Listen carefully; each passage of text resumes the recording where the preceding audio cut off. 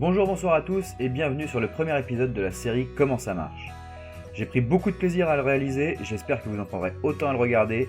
Sur ce, bon visionnage. Avant toute chose, je vais m'excuser pour la qualité de son, elle est vraiment pas terrible. Mais j'espère que vous allez apprécier quand même.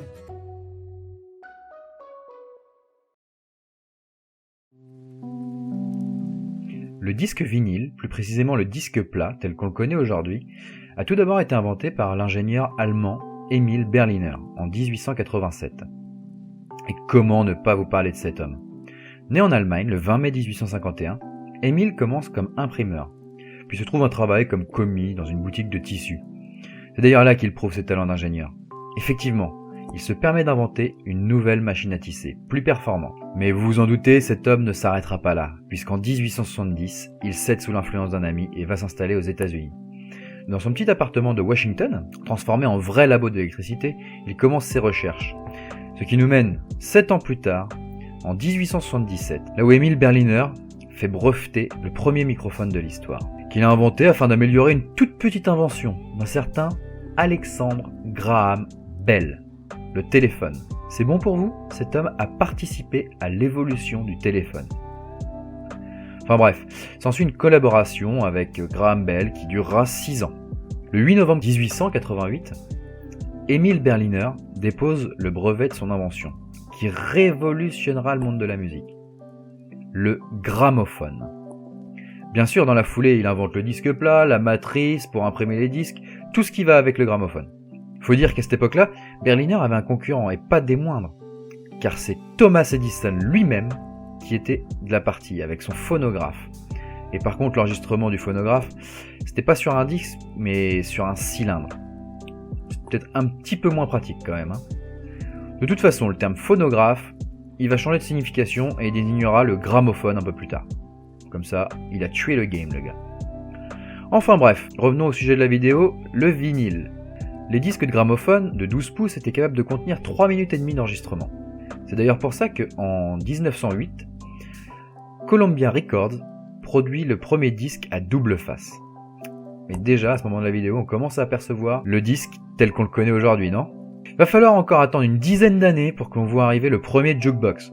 Bon, en fait, c'était pas vraiment le jukebox tel qu'on le connaît aujourd'hui. C'était plutôt une machine permettant de changer des disques, les aiguilles automatiquement, afin d'écouter des œuvres plus longues, car je le rappelle, 3 minutes par face, l'écoute était relativement courte quand même.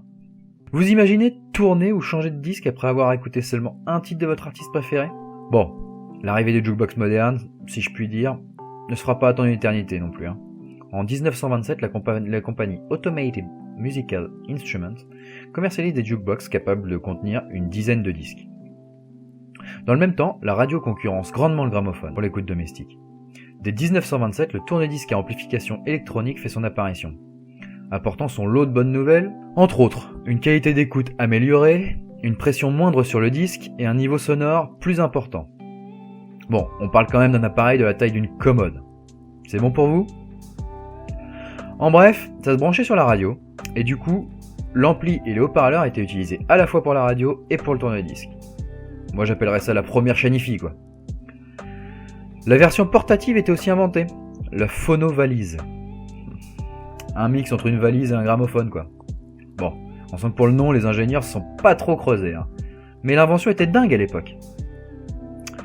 Ce qui nous emmène gentiment en 1931, et l'invention du 33 tours. RCA Victor commercialisa un disque 33 tours, en gardant des sillons de largeur identiques aux 78 tours de l'époque, et ce fut une invention folle, qui changera l'histoire du disque plat. Pas du tout ! Ce fut un échec cuisant. Cependant, ils n'ont pas échoué sur toute la ligne. Le disque enregistrable, enduit d'acétate de cellulose, qu'ils ont inventé en même temps, servira aux enregistrements radio jusque dans les années 40. Et avec l'arrivée aussi des bandes magnétiques, bon, ça a été abandonné. Enfin, on arrive au disque que l'on connaît tous aujourd'hui. Apparu en 1948, inventé et commercialisé par Columbia, le disque micro-sillon vient peu à peu remplacer l'ancienne génération jusqu'à se faire quasi disparaître en fait. Les utilisations se faisaient rares, mais bon, le 78 tours reste quand même utilisé jusque dans les années 70.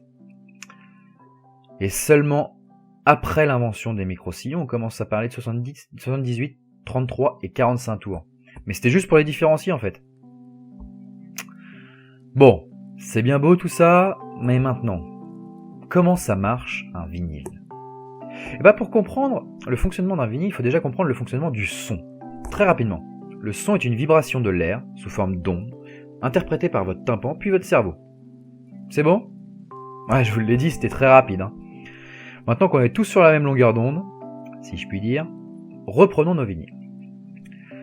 Les 78, les 33 et les 45 tours ont exactement le même principe de fonctionnement. La seule différence, c'est leur vitesse d'enregistrement et donc de lecture.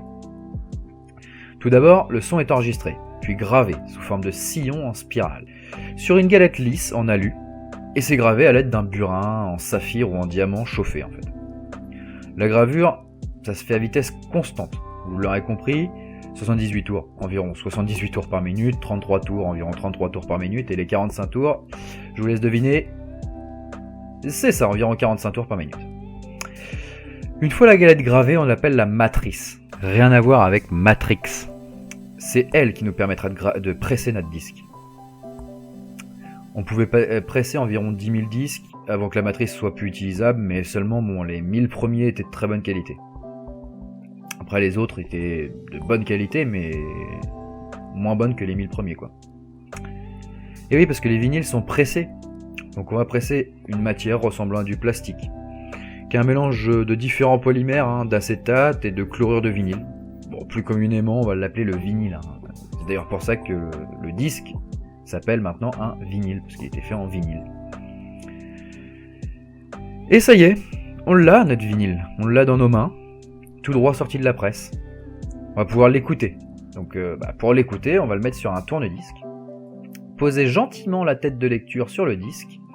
D'ailleurs, la tête de lecture, elle est composée d'un saphir ou d'un diamant, qui va venir en contact du sillon, et le suivre, ça va suivre le sillon et créer des vibrations grâce aux différentes petites bosses inscrites dans ce même sillon. Les vibrations vont être, pour le gramophone, transmises directement dans un cône, qui servira d'amplificateur et de haut-parleur. Et pour les matériels récents, les vibrations sont transformées en signaux électriques, qui vont être envoyés à un ampli, qui va lui-même les envoyer à des haut-parleurs, qui vont le transformer en vibration, de l'air, jusqu'à vos petites oreilles. Et vous pouvez enfin écouter votre musique. Enfin voilà comment fonctionne un vinyle. Rien de bien compliqué, mais bon. À l'écriture de cette vidéo, je me suis rendu compte à quel point ce sujet était intéressant. Alors si comme moi, vous avez trouvé ce sujet intéressant, je vous laisse mettre un petit pouce en l'air sur cette vidéo. N'oubliez pas de vous abonner si vous avez envie d'un nouveau comment ça marche. Sur ce, ciao tout le monde et à bientôt pour de nouvelles vidéos.